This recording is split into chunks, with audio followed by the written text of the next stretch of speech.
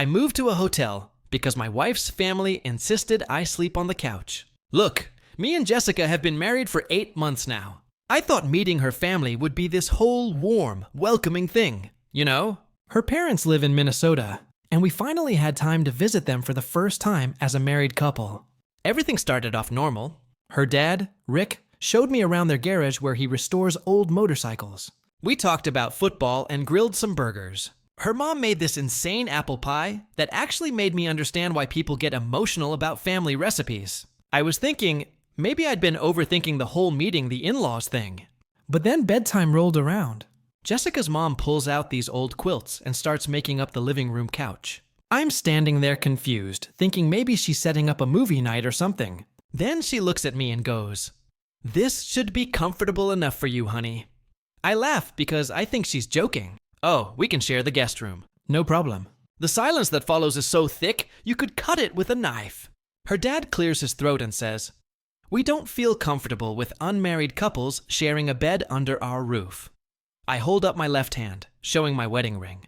"We're married, though." Jessica's mom gets this tight smile and says, "We know, dear, but this is just how we do things in our house." I look at Jessica, waiting for her to say something, anything. She just stands there, picking at her nail polish, like she's studying for a test. The couch looks like it was made in 1987, and probably hasn't been replaced since. I've got this messed up back from a car accident 2 years ago, and sleeping on that thing would leave me walking like a question mark for a week.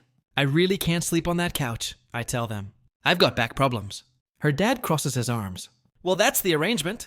I'm trying to stay calm, but I'm getting pissed. Look, I respect your house rules, but we're adults. We're married. This is kind of insulting. That's when Jessica finally speaks up, but not the way I hoped. Maybe you could just try it for one night. I stare at her.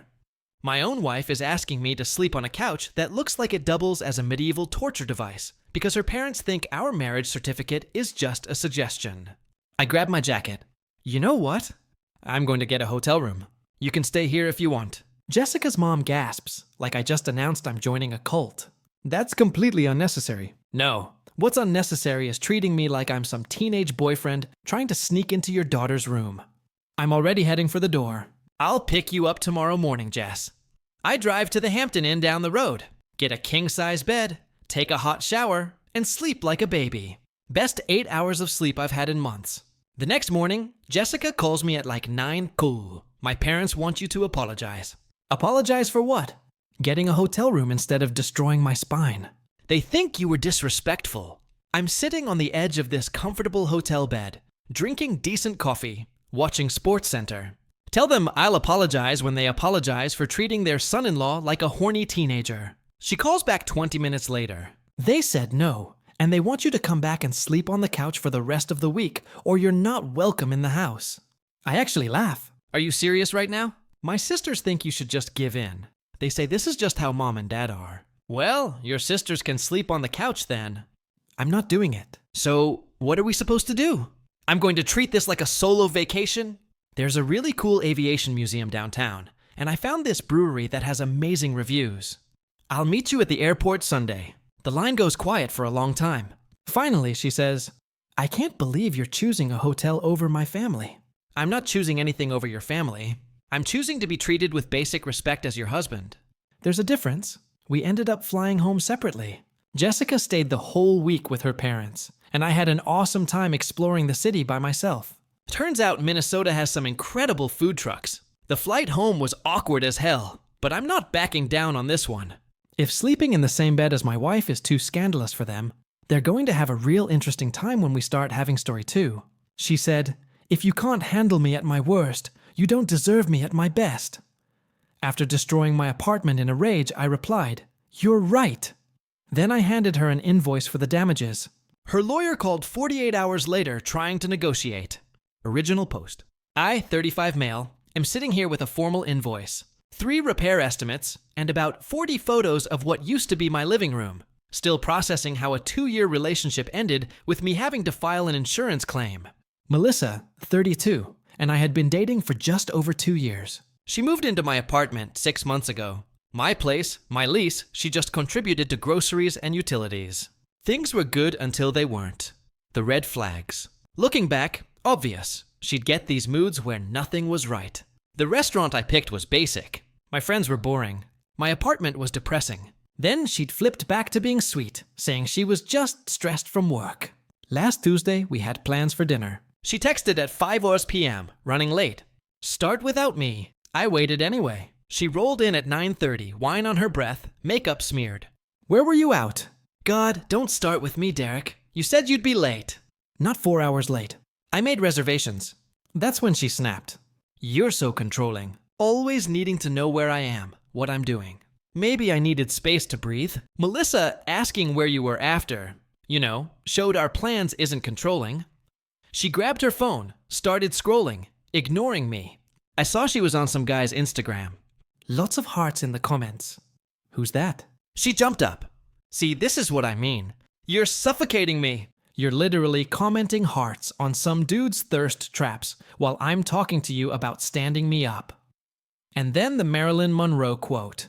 She actually said it while mascara ran down her face, wine slurring her words. If you can't handle me at my worst, you don't deserve me at my best. Then she grabbed my PlayStation controller and hurled it at the TV. 55 and Samsung bought it last Black Friday. Spiderwebbed instantly. Melissa, what the? She wasn't done. Swept everything off the coffee table. My laptop, the router, a ceramic bowl my sister made. Grabbed the kitchen knife block and threw it at the wall. Actual knives scattered everywhere. One stuck in the drywall like we were in an action movie. Started pulling books off shelves, throwing them. Kicked over my guitar stand.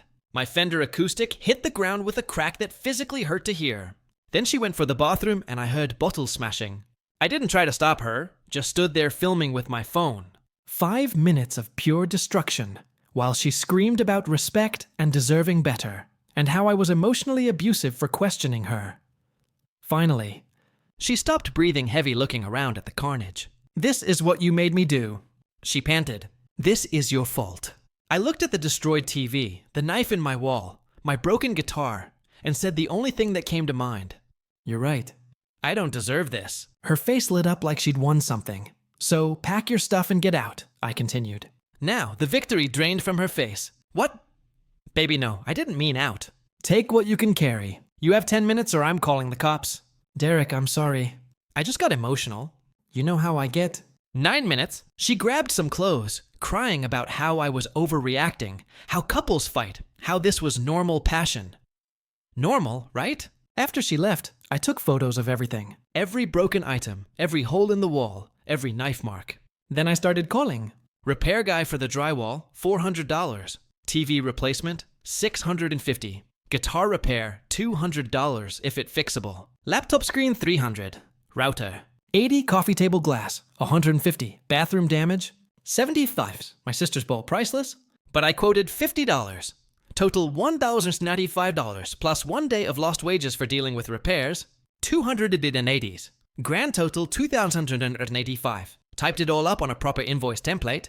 Itemized, professional, even added a 30-day payment term. Printed 3 copies. Next morning, knocked on her friend Jessica's door where I knew she'd crashed. Handed her the envelope. What's this? Invoice for the damages. You have 30 days. She laughed. Actually laughed. You're joking. Check the photos attached. I'm not. Slam the door in my face. 48 hours later, my phone rings. Unknown number. Is this Derek speaking? This is Bradley Thornton, attorney representing Melissa Vaughn. We need to discuss this invoice situation. Here we go. Update 1. The lawyer call with something else. Mr. Derek, your girlfriend, ex-girlfriend, right? Miss Vaughn is willing to move past this incident if you withdraw your demands. Move past it. She destroyed $2,180 worth of my property. She was in emotional distress. You provoked her by asking where she was after she stood me up. She says you were controlling, jealous that you regularly monitored her activities. I asked one question about her being 4 hours late. Silence, papers shuffling. Look, Mr. Derek, pursuing this will get messy. She's prepared to file a restraining order citing emotional abuse for asking her to pay for things she broke or a pattern of controlling behavior. That led to her defensive reaction. Defensive, that's what we're calling it. Mr. Thornton, I have 5 minutes of video showing her destroying my apartment unprovoked. I have photos of knives in my wall. I have receipts for everything damaged. File whatever you want. You have video. Every second from the TV to the guitar to the knife throwing. Long pause. I'll need to consult with my client. That was Thursday. Friday, Melissa showed up at my work. Security wouldn't let her into the building, so she waited by my car. 5 of my coworkers saw her there crying. Derek, please just talk to me. Melissa, your lawyer said not to contact each other. Screw Bradley, he's Jessica's cousin. He doesn't get us. There is no us. Baby, I was drunk. I was upset. You know, my dad issues make me act out sometimes. Yes, the dad issues. Her excuse for everything from not paying rent to flirting with bartenders. Your dad didn't throw knives at my wall. I'll pay for it. Okay, I'll pay. Just take me back. Then pay. Venmo's still the same. I don't have it right now, but I will. If we're together, I'll make it right. So, you'll pay the invoice if I take you back, but not if I don't. She realized what she just said. Goodbye, Melissa. Got in my car. She pounded on the window, making a scene. Security came over, asked if I needed help. I said no. Just drove off with her screaming in the parking lot. Saturday morning. Her mom called. Diana, the enabler-in-chief. Derek, sweetie. Melissa told me what happened. Did she tell you about the knives? She said you two had a fight and things got broken. She threw a knife block at my wall. Diana knives plural in my wall. Well, you must have really upset her. Melissa doesn't just act like that. Actually, she does. Remember when she teed her ex's car? That was different. He cheated. No, he didn't. He had a female study partner. Well, she felt betrayed, so property damage is her go-to. Derek, just drop this invoice nonsense. You're embarrassing her. She embarrassed herself. If you ever loved her, I loved who I thought she was. That person wouldn't have destroyed my apartment. Doll, all $20,000 is nothing to you. It's not about the money, Diana. It's about consequences. What if she can't pay? Then I take her to small claims court. Diana hung up on me.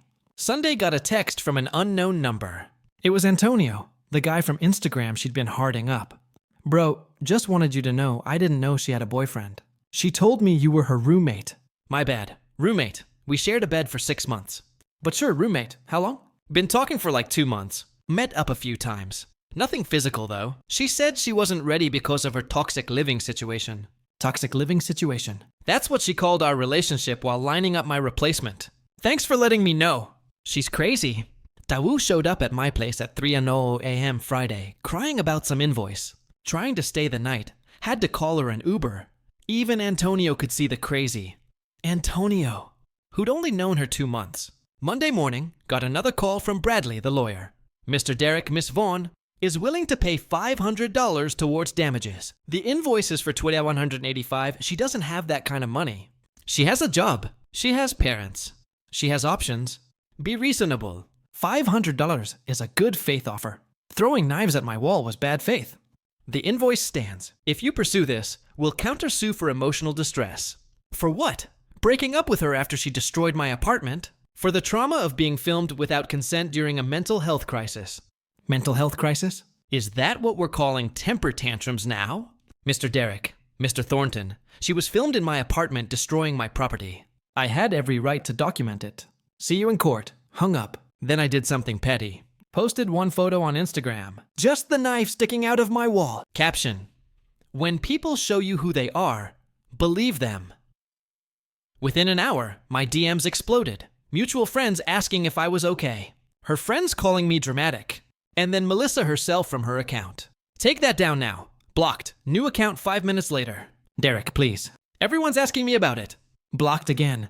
Her mom. You're ruining her reputation. Blocked. Jessica, real mature Derek. Blocked and deleted. The beauty of it, I didn't name anyone. Just posted a knife in a wall. If people made connections, that's on them. Update 2. Tuesday afternoon. Melissa tried a new strategy. She showed up at my apartment with her emotional support team. Jessica, her mom, Diana, and surprisingly her dad, Robert, who she supposedly had all those issues with. I watched them through the doorbell camera. Didn't open. Derek, we know you're home. Your car's here, Melissa called out. I texted her. Communication through lawyers only. I fired Bradley. Please, my dad wants to talk to you, Manto Man. Robert, the absent father who allegedly caused all her problems, cleared his throat. Son, I drove 2 hours for this. Least you can do is hear me out. I opened the door but kept the chain on. Mr. Vaughn, Derek, look, my daughter, she's passionate. Gets that from her mother. Diana huffed. Robert, what? It's true. You threw my golf clubs in the pool when I forgot our anniversary. That was different. How? Melissa cut in. Can we focus? Derek, baby, I'm getting help. I found a therapist. When? Well, I'm going to tomorrow. I promise. You're going to find a therapist tomorrow? Yes, I already Googled some. I started to close the door. Wait, she pulled out her phone.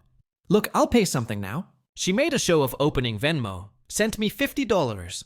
The invoice is for $2,080. It's a start. Shows good faith. You know what would show good faith? Paying the whole thing. Robert stepped forward. Son, be reasonable. She doesn't have that kind of money. She had money for bottomless mimosas with Antonio last Tuesday. Dead silence. Melissa went pale. How did you? Antonio messaged me. Felt bad about the whole roommate lie. Robert turned to his daughter. Who's Antonio? Nobody. A friend. Jessica jumped in. Derek's being paranoid again. I pulled out my phone, showed Robert the screenshot Antonio sent. Melissa and him at some bougie brunch place. Her caption upgrading my life with this one. Posted the day before she destroyed my apartment. Robert's face went red. Melissa, you told me Derek was abusive and controlling. He is. Look what he's doing. What? Asking you to pay for things you broke while cheating? I wasn't cheating. Diana tried to damage control. Robert, not here. No, Diana. I drove 2 hours because you said our daughter was being abused. This boy has a knife hole in his wall. She was emotional. She was violent and apparently cheating. They started arguing among themselves. I slowly closed the door. Could still hear them in the hallway for another 10 minutes. Wednesday got a call from my insurance company. They'd reviewed my claim. Mr. Derek, we'll cover the damages minus your deductible. How much is that? $500 deductible. So, we'll pay $16 to $85 perfect, and you'll pursue her for reimbursement. If you provide her information, yes, we'll subrogate the claim. Beautiful. Now, it wasn't just me after the money. It was the insurance company with lawyers. Sent Melissa a text. FYI, insurance is now handling the claim. No, they'll be in touch. Her response was immediate. What? You filed insurance? That'll go on my record. Should have thought of that before throwing knives. Derek, please. I'll pay you. Don't let them come after me. You had your chance to pay me directly. I can't afford it. But you could afford brunch with Antonio. Stop bringing him up. We're just friends. Cool. Tell that to the insurance company. She called 23 times in the next hour. I didn't answer any of them. Thursday, her new strategy, public shaming. She posted on Facebook. Some people really show their true colors after a breakup. Imagine someone you loved and lived with for months sending insurance after you over an argument. The emotional abuse I endured, and this is what I get for finally standing up for myself. I'm literally shaking. The comments were mixed. Stay strong, babe. What happened? Insurance for what? Girl, didn't you throw knives at his wall? That last one was from mutual friend Kyle. Melissa deleted his comment immediately. I didn't respond, just screenshotted it for my records. Friday morning, 8 a.m. Process server knocked on my door. I was being sued. Melissa was claiming illegal eviction, emotional distress, defamation, theft of personal property, theft.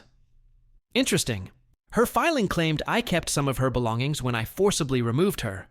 Also claimed the Instagram post caused her to lose business opportunities. She works retail at a clothing store. Called my insurance company. They said they'd provide a lawyer since it stemmed from the property damage claim. Sometimes paying for good insurance really pays off. Met with the insurance lawyer, Steven, that afternoon.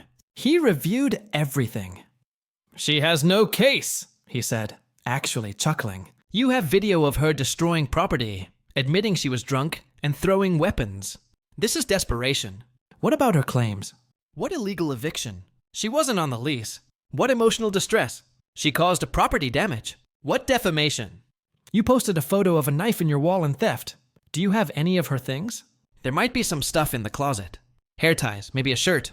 Document it. Offer to return it. This is nonsense, Derek. That evening, decided to check what stuff of hers was actually left. Found 3 hair ties. 1 if you can't handle me at my worst coffee mug. Ironic. A half-empty bottle of conditioner. 2 romance novels, a phone charger. Texted her. Found your items. Available for pickup Saturday, 2 p.m. to 4 p.m. I want my TV back too. What TV? The one in the living room. The one you broke. That was my TV. I helped pick it out and I paid for it. Receipts in my name. I contributed to the household. You bought groceries sometimes. That doesn't mean you own my furniture. My lawyer says you have to give me everything I contributed to. Tell your lawyer to check the receipts. Everything valuable is mine. Final update. The court date was 3 weeks later. Small claims for my invoice, plus her countersuit. Melissa showed up in what I can only describe as her court costume. Conservative dress, minimal makeup, hair in a bun. Going for the innocent victim look. Had Bradley with her. Guess she rehired him.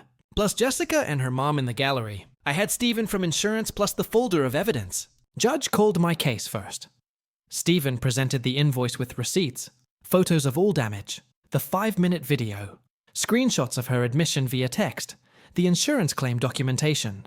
The video was the killer. Melissa throwing the controller at the TV, sweeping everything off the table, the knife block hitting the wall, her screaming, "This is what you made me do." Judge's face was stone cold professional, but I saw his eyebrow twitch at the knife part. Bradley tried to argue.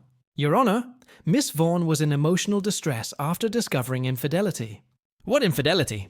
Stephen interrupted.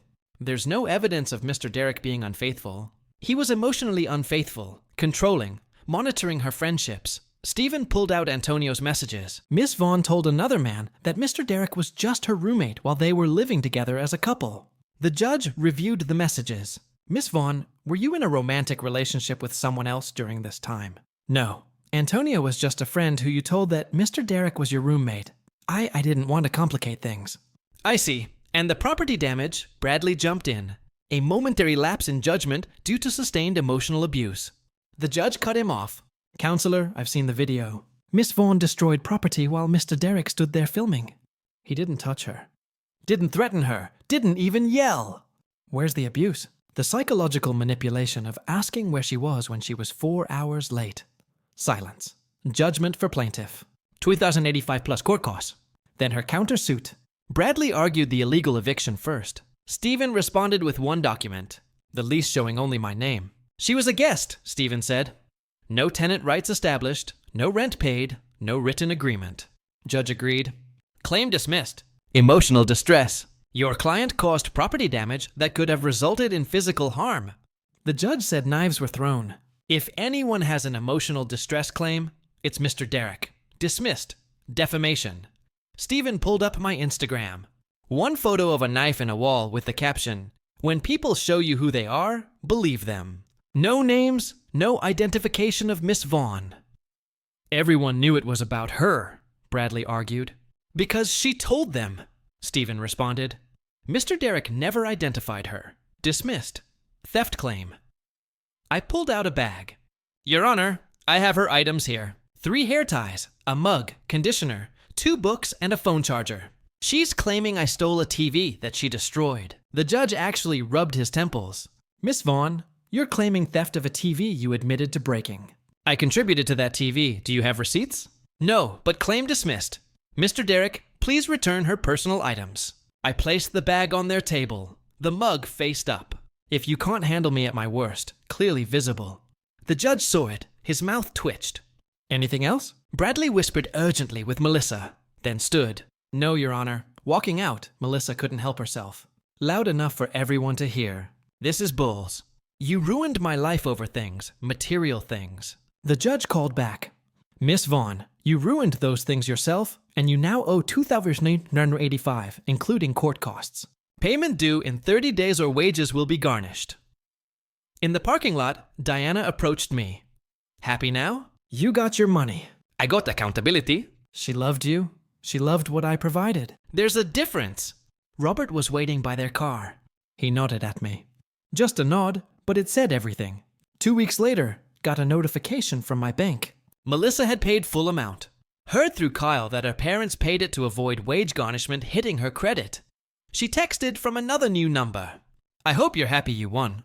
I'm in therapy now because of you." I didn't respond, but I did finally replace the TV. Got a 65 in this time. The knife hole is still in the wall, though. Landlord said he'll fix it when I move out. Take it from the deposit. I kind of like it there for now. It's a good reminder. When someone tells you they're too much to handle, believe them the first time. Antonio messaged me last week. "Bro, she showed up at my job. I had to get security involved." "You weren't kidding about the crazy. Told you." She said I ruined her relationship and owe her money for what? Emotional damages. She has a whole invoice. I laughed for 5 solid minutes. Melissa learned the wrong lesson. Instead of understanding consequences, she just learned to document first. Some people never change. As for me, I'm good. Apartments fixed. Learn to scream better. And I have a great story about the ex who literally threw knives at me. Then quoted Marilyn Monroe. My new dating profile bio. If you can't handle me at my worst, that's completely reasonable and shows good boundaries. Haven't had to use the invoice template again yet.